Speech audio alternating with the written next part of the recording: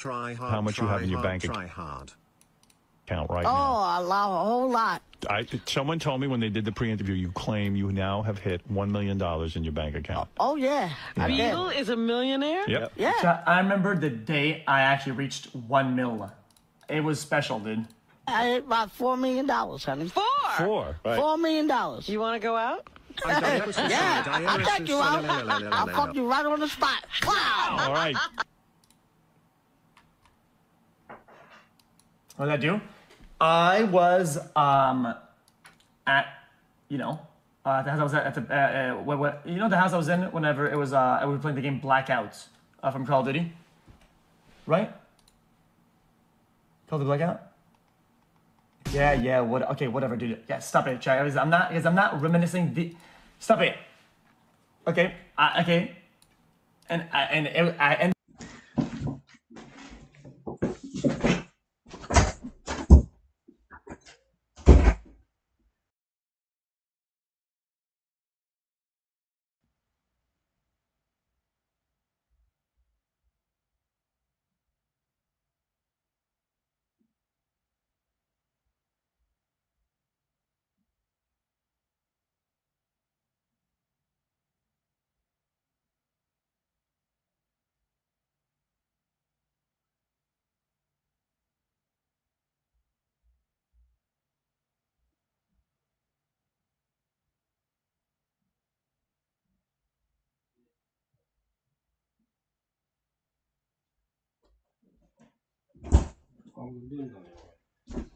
Activiteiten. Even bezig worden.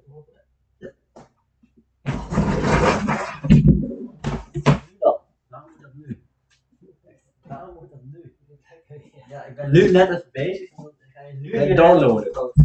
Nee, stop. Wat ben je nou? Gewoon even. Even gamen. Nu ga jij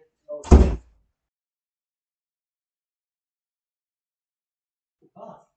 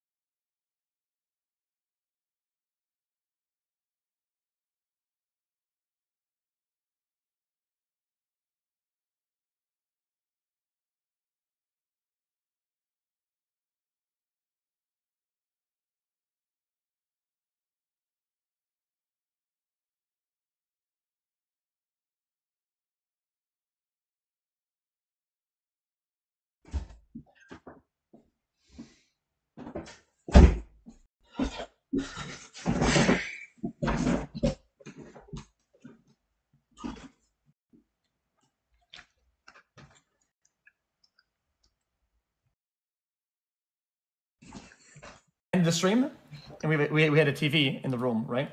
And I was sitting down, and I was talking to her, right? And I was dealing with bills, so I go to my bank account on my phone, right? And I was like, oh damn.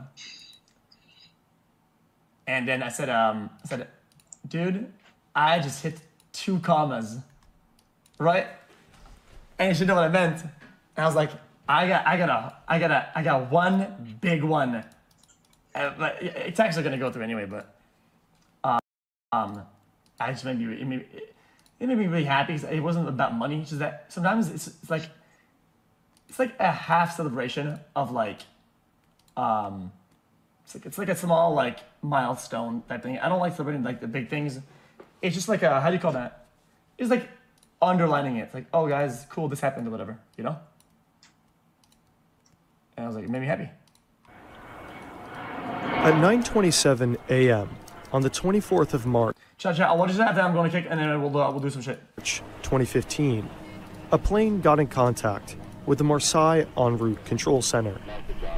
It was an Airbus A320-211, operated by German wings, headed from Barcelona to Dusseldorf. Oh, one thing. I'm gonna say. Almost 2.5 years. Nowadays, it's hard to talk about the past and stories and shit like that without mentioning names. And I have to like go around. I don't know how to navigate that. I don't know how to, it annoys me. I have to navigate it, and otherwise I sound like an idiot. I sound like a cucklord. Like it's hard to fucking, because these are all real stories. They're all chill and fun and good. And it's like, dude, like something that hurts me. I just can't. I don't know. Maybe it's bad saying it. I don't know. Operated by German wings, headed from Barcelona to Dusseldorf. They're not bad stories. Everything they're all like seemed good. normal. The captain read back the air traffic controller's clearance at 9:30, allowing him to fly to an en route waypoint. Only a few minutes later, something was off. The control center in Marseille saw that the altitude for the aircraft was around 30,000 feet, almost 2,000 feet lower than the original cruise altitude, and declining. Marseille contacted the plane and asked what altitude the plane was cleared for, but they received no response at all. That's pretty bad. Over the next 30 seconds, Marseille tried to contact the flight crew 2 more times. No answer. At 9:34, the control center tried a different frequency, but again, no response. From 9:35 until 9:39, the Marseille control center tried to contact the flight crew multiple times over different frequencies. An air traffic controller from the French air defense system also tried, as well as another aircraft. But each time, no response from Germanwings Flight 9525. Interesting, okay. At 9:40, radar contact was lost. The French air traffic controllers triggered a distress phase, declaring that the aircraft and its occupants were in imminent danger and required immediate assistance. At 9:41 a.m., Flight Germanwings 9525. Chad, why does it take so long before they call like jets and like fighter jets to go and assist in the air or whatever? Crashed into the side of a mountain in the Alps. Wait, what? What happened? The crash occurred on a remote mountain. Because there was no access by road, emergency crew had to be brought in via helicopter. The plane was completely destroyed, the debris field vast, but the pieces of the craft small. I'll be there in the morning, yeah? The cockpit voice and flight recorder were found in the same week, although they were both severely damaged. When flight investigators stitched together the data, a story of intentional action formed. The plane was hijacked, but not by terrorists. Let's go back. Okay. Guys, we have Captain K in isn't this the guy that pilot? Yeah, this guy's a real pilot. Dude, I watch this all the time. Okay? Dude, I watch this all the time. They do send fighter jets in these instances because they can make visual contact and give updates on what's going on, and they can try to make contact with the plane and whatnot, right? They do send the fighter jets. They 100% do. What I was asking is that why don't they send him faster than that? Seems like not being able to communicate with an airplane in multiple ways, right? You just auto send. Like, I don't know. Isn't that what their taxes fucking go to? Fucking fighter jets and shit. Fucking use them.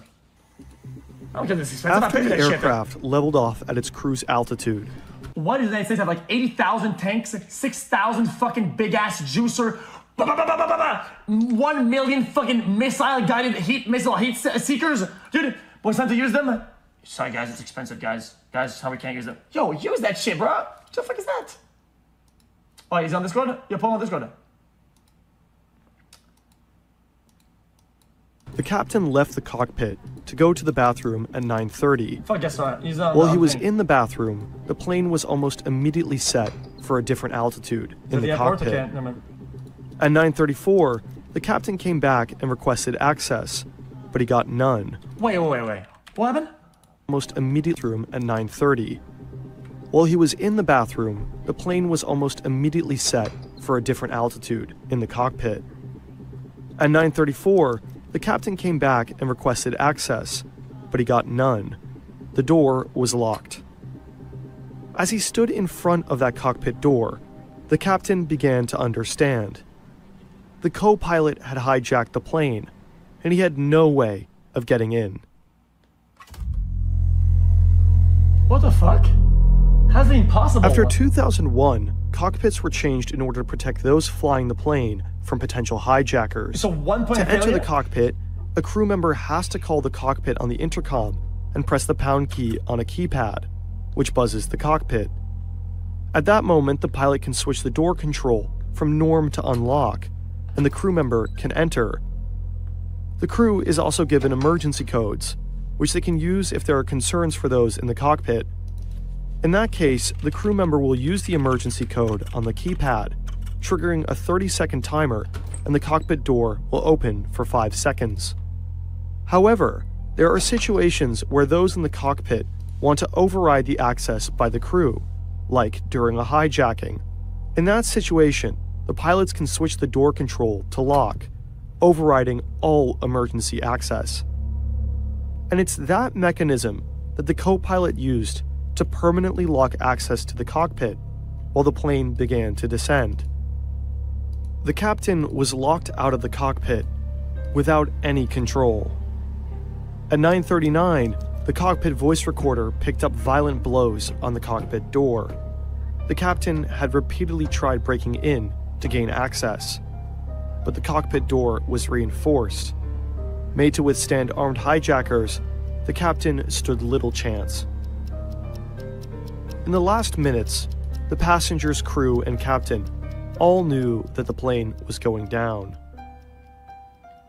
No one survived the crash. 144 passengers, 4 cabin crew. Chat. There's a pat in the chat. I'm talking in 5 minutes after the video is done with questions. I don't want The to end the captain video. and co-pilot died. Amongst the passengers was an entire school class returning from a field trip to Spain. The captain, Patrick Sondenheimer, was a 34-year-old father of 2. In the aftermath, his wife set up a foundation in his name, intended to help children and young people handle grief and crisis. He had thousands of total flight hours, and his last moments were dedicated to trying to save the plane and passengers.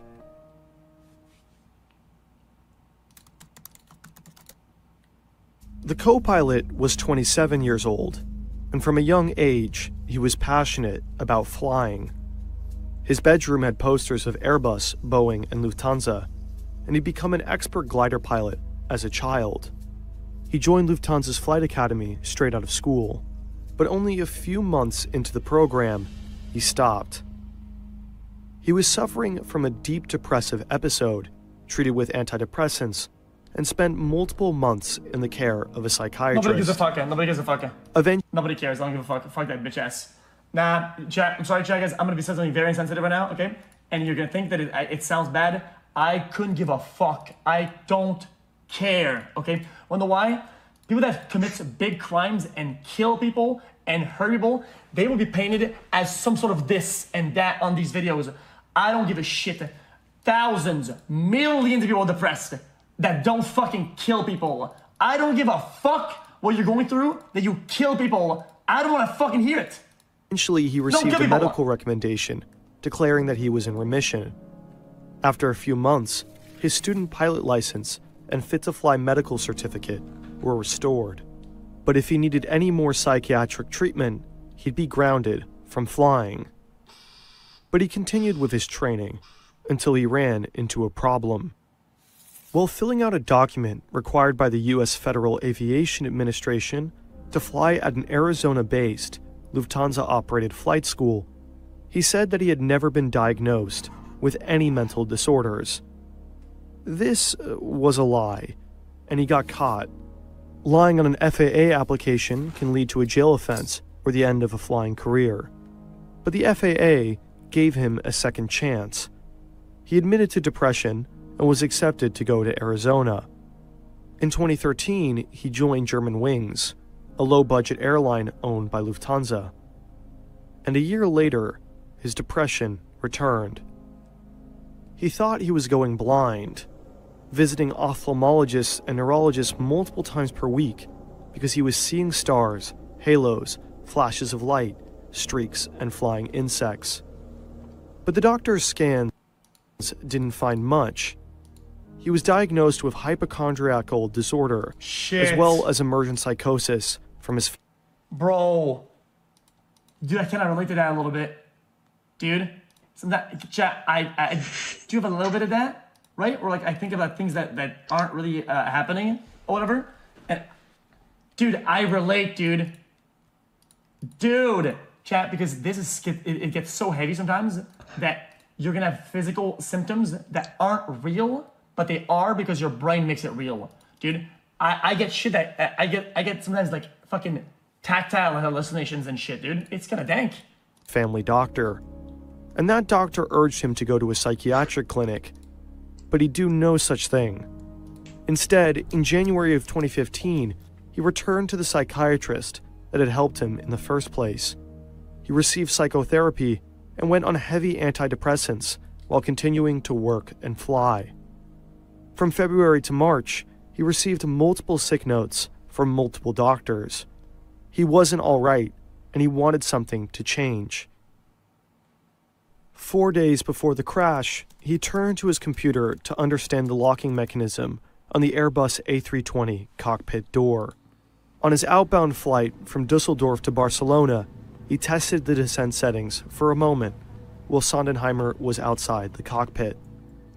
On the return flight, he used it to bring down the plane. Yeah, I know for a second of that. How could this have happened? Pilots are required to do health screenings and annual checkups, but mental health is easier overlooked than physical. Since pilots operate under an honor system, they're expected to self-evaluate their health. And this can be an issue. The co-pilot was declared unfit to work by his doctor, but he decided to just not tell his employer. But if someone like him is a risk to public safety, a doctor can break doctor-patient confidentiality and report him to authorities. Of course. So why didn't at least one of the multiple doctors who wrote multiple sick notes and declared him unfit to fly think that the co-pilot may have presented a risk for public safety? Enough of a risk that he couldn't be trusted to report himself. We don't know. The doctors may have believed the co-pilot was a risk to himself, but not to others. Being depressed does not make you a killer. Or maybe the doctors were just scared. Breaking doctor-patient confidentiality does not come without risks. You know what? What a broken-ass fucking system, dude. Aviation employment should have access to all the records that they need for this shit. This one should not be involved in that process, okay? Dude, there are medications and shit that is tracked to the dot. Bing, bing, bing, bing, bing, bing, on government official documents, right? If you were to fuck up something, or it's all in there. If these had access to all that shit, right, they could make conclusions. Why are they not looped in on that shit, right? So they know, man. I'm confused.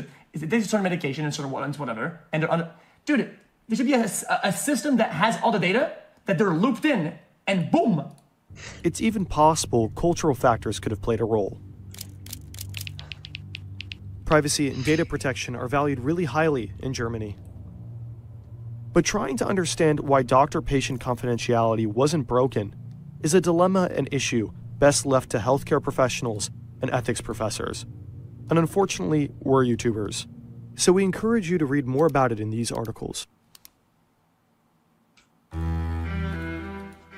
Nonetheless, when you're watching this today, it's important to understand that this type of incident is incredibly unlikely. In the aftermath, the European Aviation Safety Agency proposed multiple safety regulations. Psychological screening for pilots increased, and multiple airlines adopted a two-person in the cockpit at all time rule, although Lufthansa has recently phased this out. In 2015, Germanwings was rebranded to Eurowings. The decision was made prior to the crash. In the end, Lufthansa compensated the families of the victims, but there are questions about whether it was enough. The families have faced losses that no money could ever heal. Interesting.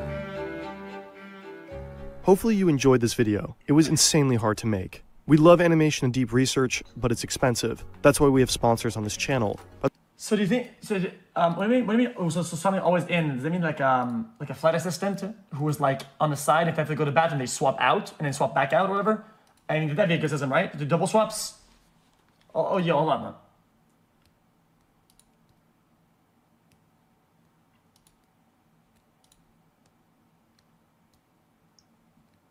Yo, you got a mic?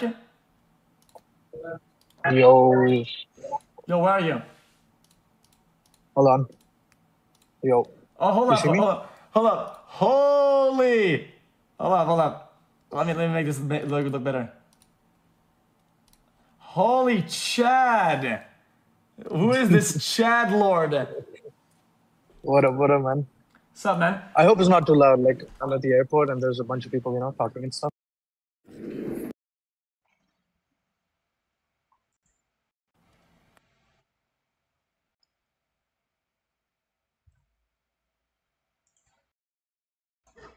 This guy? The hunt for the king of the dark web. Interesting. On the morning of July 5th, 2017, a man sits in front of his laptop in his villa in Bangkok. Online, he is only known under his pseudonym, It's Taz. Alpha 02. He is a multimillionaire, lives a luxurious life, and drives expensive cars. He feels safe in Thailand. Suddenly, he hears a loud bang in front of his house. A woman crashed her Toyota Camry into his front gate. He leaves everything behind and runs out of his house to the scene of the accident. A mistake with serious consequences. No, we got set up. The driver is an agent of the Royal Thai Police Force. FBI and DEA investigators have been waiting for this moment for months. Authorities from 7 countries have worked relentlessly towards this day. Will the hunt for the king of the dark web finally come to an end?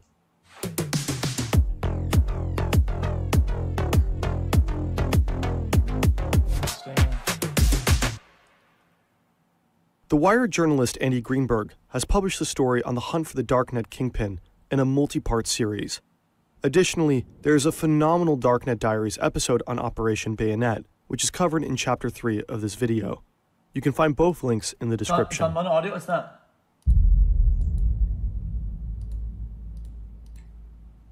It's the early 2010s. The dark web is picking up speed. The promises of anonymity and privacy are attracting more and more people. Thanks to Bitcoin, there is a new form of payment that isn't controlled by authorities.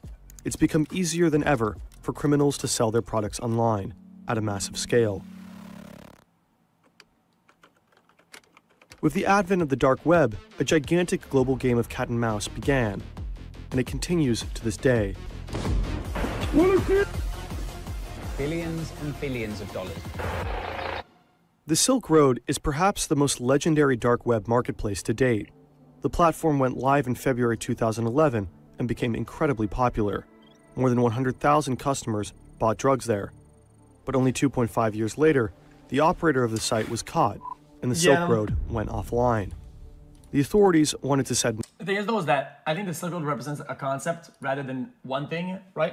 And it's not if one thing gets taken down, it'll always like exist in one way or another, right? It's the idea behind it. People will continue to do it regardless. I'm sure there's still markets that are like An example available now. in the fight against drugs. The Silk Road founder received a life sentence. But the business was too lucrative to drive away other operators. So after the closure of the Silk Road, the number of dark markets exploded. Yeah. They all fought for the top spot. Silk Road 2.0 was released just 35 days after the closure of its predecessor. The site survived less than a year. Evolution was another popular marketplace with a comparable size to the two Silk Roads. To buy things on Evolution, you had to pay Bitcoin to an account on the platform, a kind of dark web escrow account. And once the bought items arrived to the customers, the sellers were paid. There was an incredible amount of money with the platform operators at all times. At some point, these operators decided to steal this money, a so-called exit scam. Agora has also been named as a worthy successor to the original Silk Road, but the founders voluntarily took the site offline in August 2015. Business was getting too hot. Exit scams, arrests, voluntary withdrawals, and hacks. All of these were benefiting a new emerging dark web market, Alpha Bay. In July 2014, a man who calls himself Alpha02 starts to develop Alpha Bay. Only 5 months later, his platform goes live. Initially, only stolen credit card data is offered and sold, but Alpha Bay quickly begins to offer more lucrative products. In addition to data and logins, there are now drugs, weapons, and malware. Services such as money laundering are also offered. Few things are forbidden, but items or data related to child abuse, hidden runs, and stolen bank account information from Russia is strictly prohibited. Alpha02 probably doesn't want to mess with Russian law enforcement agencies. Maybe he also wants to pretend to be Russian in order to mislead investigators. The website itself works similar to Amazon. It is user-friendly, there are search functions, filters, and categories. You're able to pay with Bitcoin, Monero, or Ethereum. This is supposed to provide anonymity. Alpha Bay even offers a so-called tumbler, purchases that are blurred by bundling multiple transactions from different people. Yeah, tornado. The platform works well and dominates the dark web. While other marketplaces popped up and disappeared, Alpha Bay remains strong. The number of users is growing rapidly. Barely a year after it was founded, the site has more than 200,000 registered users and 40,000 sellers. In 2017, Alpha Bay has over 300,000 items on their website and over $500,000 in sales every day. I know about it because it's something that existed back in days and they removed it. Basically, it was a thing that you could use way back when, and you could throw some fucking Bitcoin in it and it would scramble the fuck what out of it and it's give it back pretty much. It's the spinner. Alpha02 is making money with every single transaction, receiving a share between 2 to 4%. I think the main one got shut down. He becomes a multimillionaire. Right now, an entire team is working on Alpha Bay. Alpha02 has a representative named Snake, several moderators who handle disputes between buyers and sellers, and a PR manager. With the site's explosive success, the founder decides to retire from day-to-day operations. He renames himself. Alpha02 simply becomes admin. From now on, communication only runs through the Snake. As Alpha02 retreats, American investigators are paying more and more attention to his true identity. Who is the powerful mastermind behind the platform ruling the dark side of the internet? A hunt that stretches across the globe and will last for more than several years begins. Yeah. You don't have to surf the dark web to find malware. The regular internet is full of malicious ads and pop-ups. That brings us to NordVPN. NordVPN has many features, such as built-in threat protection, which can detect and block malicious ads and pop-ups. NordVPN is pretty good. I think it's okay. The American investigators want to find out where Alpha Bay servers are located. With access to the servers, they can close the platform or secretly infiltrate it and perhaps locate the operators. No shot. IP addresses provide information about the locations of users and servers. In closed networks like Tor, website requests are routed through a number of random servers around the world. Routing through many servers cannot be traced back. It is purposely made difficult to find out where servers, operators, and sellers are located.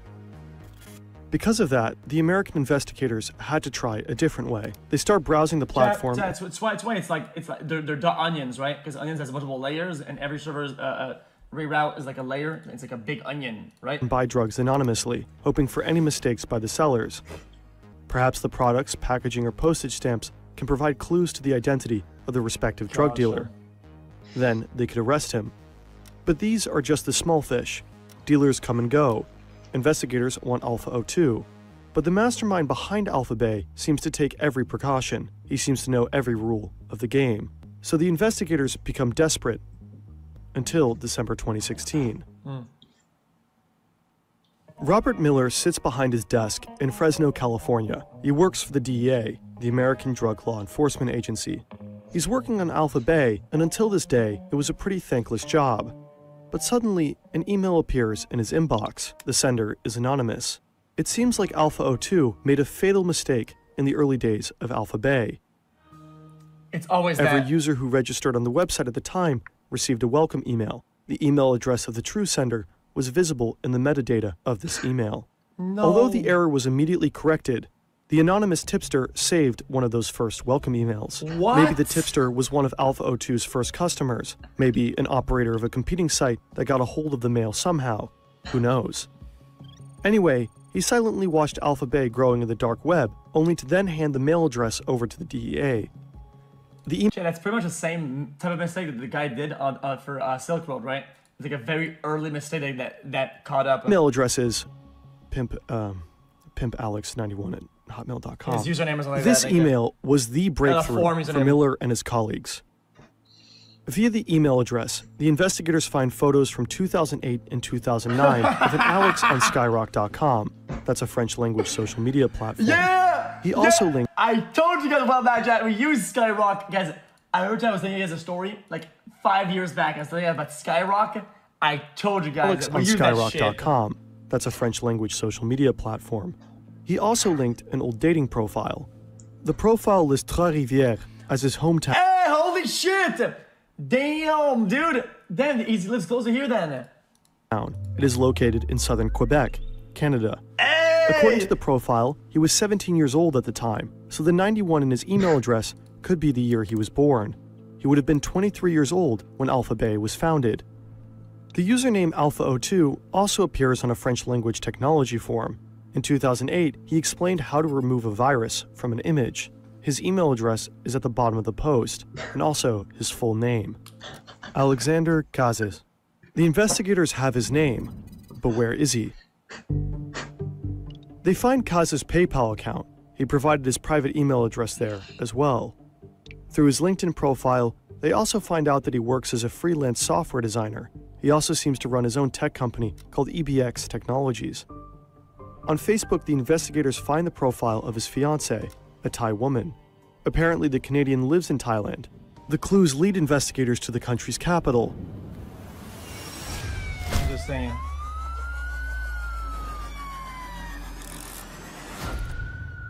Bangkok. With the help of Thai Quebec authorities, Andes. the investigative team identifies 3 properties owned by Cazes in the city. One house is located in a gated community. Alpha 02 lives there with his Yeah. wife. You know what's crazy, chat? For how small Quebec is, right? As a province of a country or whatever, right? There's a bunch of like elites of almost every field from there. Right? It's kind of insane, dude. Dude, Quebec fucking spawns in the absolute fucking lord, And there's a second man. house and a $3 It is what million it is, worth man. mansion in the outskirts of Bangkok. He also has a holiday home in Phuket and is in the process of buying another villa in Cyprus. Investigators begin tailing him. It's true. The lifestyle of the multimillionaire includes several cars. Cazes enjoys driving around Bangkok in his Lamborghini. Agents watch him, follow his routes, and track his iPhone. Whereas Cazes lives in a beautiful house of his wife, he invites his many affairs to one of his other houses in Bangkok. The investigators call that place the Bachelor Pad. Cazes is an active member of a pickup artist forum. There, men give each other advice on how to be successful with women. Under the name Romeo, Cazes publishes conservative family values and keeps a quasi-sexist live blog about his successful sex life. Other than that, his everyday life... Romeo? Bro, okay, bro. See this? When a lizard wastes her time. Under the name Romeo, Cazes publishes conservative family values and keeps a quasi-sexist live blog about his successful sex life. Other than that, his everyday life is quite normal, pretty unspectacular for the king of the dark web. He gets up early, checks his social media accounts, works, and is home a lot. From time to time, he attends a language course or goes out to eat with his wife. Around these routines, the authorities meticulously plan his arrest. In June 2017, a few weeks before the attack, a few American agents were sitting in the lounge of the five-star Athene Hotel in Bangkok. Suddenly, Kazes appears. He parks his Porsche Panamera at the entrance and casually strolls through the lobby area, straight towards the agents. There are thousands of hotels in Bangkok. Are they busted? Has the king of the dark web outwitted them? Kazes sits at a table a few meters away from the agents. They have never been so close to him, but he only meets for a business dinner. An incredible coincidence. At this point, no one suspects that just 1 month later, Kazes will be dead. What?